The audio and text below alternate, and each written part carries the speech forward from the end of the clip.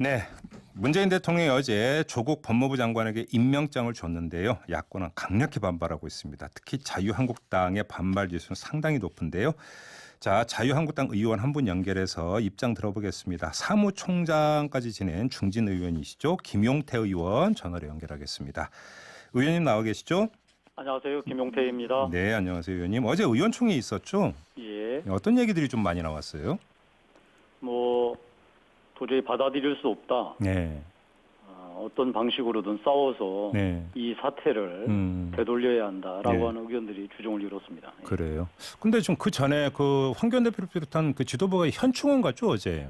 예. 이걸 가지고 왜 갔냐 여러 가지 뭐 설왕설래가 있던데 의원님은 어떻게 읽으세요? 그 의지 표명이 이렇게 봐야 되는 건가요? 대통령이 네. 조국을 법무부 장관으로 임명한 것은 헌법 질서를 파괴했다라고 판단했기 때문에 네. 이것을 끝까지 되돌리는 싸움을 하겠다라는 결의를 다지기 위해서 현충원을 다녀오게 됐습니다. 그러니까 정리하면 결연한 투쟁 의지를 보여주는 차원 이렇게 해석을 하면 되는 겁니까? 예, 그렇습니다. 예, 알겠습니다. 좀 의총 얘기로 다시 들어가서 뭐 일부 보도에 따르면 의원직 총사퇴도 거론됐다 이런 보도도 있는데 맞습니까? 다양한 의견들이 개진되었고요. 예. 향후 이 지도부가 이 다른 야당과 이 논의하는 것들을 포함해서 네. 그 시민단체 그리고 평범한 국민들까지 다 같이 결합하는 이 국민 투쟁본부를 만들어야 되지 않겠나 이런 네. 논의들이 다양한 형태로 이루어졌습니다. 이게 이제 그 장외 집회를 하더라도 원내외 병행 투쟁 이렇게 봐야 되는 거겠죠? 예, 저희가 신분이 국회의원이니까요. 네네. 당연히 헌법과 법률이 부여한 국회의 권능을 활용해서 이 잘못된 결정을 되돌리는 싸움을 당연히 해나가야 될 거고요. 네네. 이것은 우리 야당뿐만이 아니라 모든 국민들께서 이 사태가 잘못되었다라고 예. 생각하시는 분들이 많기 때문에 그분들하고 힘을 합쳐서 싸워나가겠다는 뜻입니다. 알겠습니다. 자, 그러면 이제 그러니까 문재인 대통령의 조국 법무부 장관 임명 자체가 받아들일 수 없다 이거잖아요. 간단히 정리를 하면 어떤 점이 가장 큰 문제라고 보시는 거예요? 지금 아마 이 대통령이 이렇게 말씀하셨죠. 본인이 책임져야 할 명백한 위법 행위가 확인되지 않았는데도 네네네. 의혹만으로 임명하지 않으면 나쁜 선례가 될 것이라고. 네네네. 나쁜 선례는 문재인 대통령 스스로 만든 겁니다. 아마도 앞으로 이 조국같이 도덕적 하자와 범법 혐의가 많은 사람이 장관 후보자로 지명되기는 어려울 겁니다. 네. 이제 그 어떤 사람도 이제 장관이 될 수 있겠죠. 그리고 국회 인사청문회와 언론과 국민의 검증은 이제 불필요하게 될 겁니다. 대통령이 원하면 누구라도 어떤 경우라도 장관이 되는 선례를 문재인 대통령 스스로 만든 거죠. 자, 이 점에 대해서 제가 꼭 우리 청취자들한테 들려드리고 싶은 말씀이 있습니다. 네네. 그 프랑스 대문호 에밀 졸라가 드레프트 사건에서 예예. 권력, 선동 언론, 맹목적 지지자들에게 이렇게 외칩니다. 진실은 지하에 묻혀도 자라난다. 그리고 무서운 폭발력을 축적한다. 이것이 폭발하는 날에는 세상 모든 것을 휩쓸어 버릴 것이다. 네. 그리고 우리는 곧 알게 될 거다.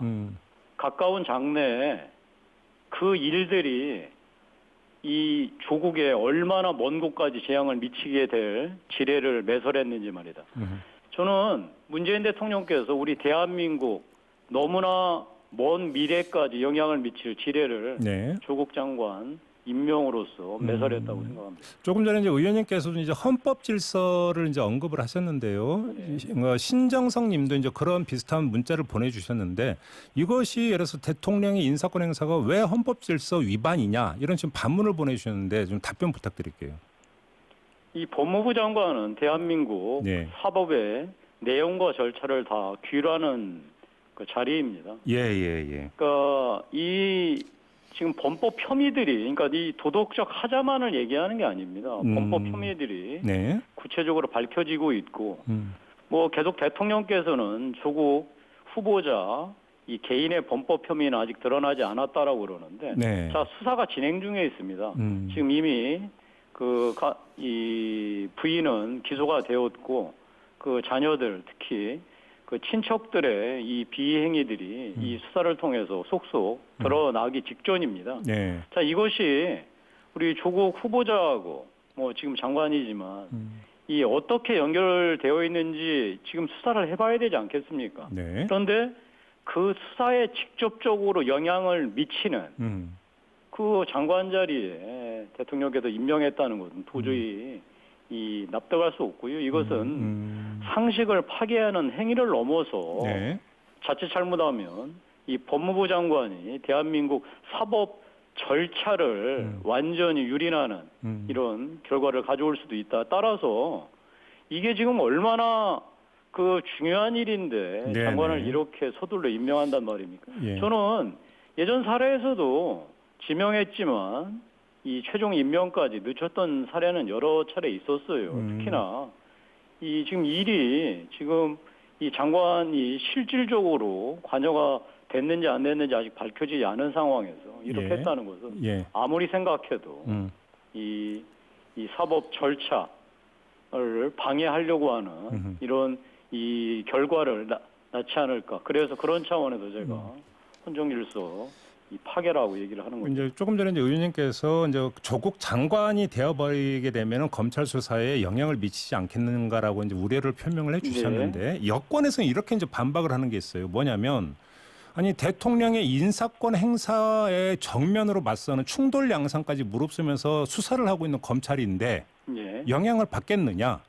그건 기우다 이렇게 여권은 주장을 하는데 이건 어떻게 받아들이세요? 참 이제 이렇게 다시 한번 돌아와서 얘기해 볼까요? 뭐 저는 이게 자기가 했던 말하고 일관되게 반대로 행동했던 사람이라 이 사실 조국 장관한테는 기대하지 않습니다. 다만 네. 참고 삼아 제가 우리 조국 후보자가 네. 셀프 청문회에서 했던 말을 제가 상기해 볼게요. 장관이 되면 가족 수사에 대해 일체 보고받지 않겠다. 네. 가족 수사에 대해서 일체 보고받지 않겠다라는 거는 수사에 일절 관여하지 않겠다는 거죠. 그렇죠. 예, 예. 수사에 관여하지 않으려면 현재 수사에 참여하고 있는 검사들에 대해서 어떤 형태로도 이제 관여하지 않아야 될 겁니다. 그런데 어제 우리 조국 장관이 임명장 받자마자 취임사에서 법무부의 검찰에 대한 인사권, 적절한 인사권을 행사하겠다고 아예 공언했습니다. 네, 네, 네. 저는 검찰도 이게 조직이기 때문에 인사와 예산을 틀어지면 정상적으로 굴러갈 수 없습니다. 이 조국 장관이 아무리 멋진 말을 한다선 치더라도 이 장관 취임 그 자체가 검찰 조직에 대한 무언의 압박, 심지어는 이 검찰 내부에서 이것은 묵시적 협박이다라는 말까지 나오지 않습니까? 그래요? 저는 예. 그렇기 때문에 예. 이 대통령이 인사권을 행사하는 것도 상식에 맞아야 됩니다. 그래요. 그 대통령이 인사권이 대통령에 있다라고 하는 그 말 자체 갖고서 네. 이 법무부 장관의 임명을 정당화하려고 하는 거에 대해서는 아마 국민들께서 잘 판단하실 수 있을 거라고 생각합니다. 예, 그럼 이제 어제 의원님께서 페북에 이제 그 조국 장관의 검찰 인사권을 차단하고 윤석열 총장과 검찰 수사팀을 지키는 게 가장 급한 거다 이렇게 이제 그 글을 올렸던 것도 바로 이제 그런 취지로 올리신 거군요. 그러면? 예, 그렇습니다. 예. 근데 이제 조국 장관이 인사권을 얘기한 게 지금 검사장급 인사 몇 자리가 지금 공석으로 알고 있고요. 이런 거에 대한 언급이라고 해석을 하는 거 아닌가요?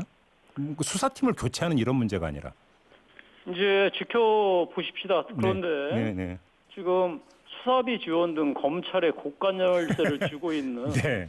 대검 사무국장이 지금 20일째 공석이에요. 예. 그 지금 조국 장관이 취임하기 전에 이게 매우 중요한 자리고 한시라도 비워둘 수 없기 때문에 예. 윤석열 검찰총장이 네. 이 인사를 해달라고 요청을 했는데 지금 뭐 전혀 움직이지 않고 있습니다. 예. 자, 이런 것들이 저희가 인사권을 통해서 검찰에 영향을 미치려고 하는 것이 아닌가라고 하는 이제 의심을 사고 있는 거죠. 예, 알겠습니다. 자, 이 점에 대해서 저는 제가 두는 부릅뜨고 조국 이 후보자가 셀프 청문회에서 얘기했던 가족 수사에 대해서 일절 보고받지 않겠다라는 말이 실제로 일어나는지 지켜봤으면 알겠습니다. 좋겠습니다. 그리고 하나만 더 말씀드리면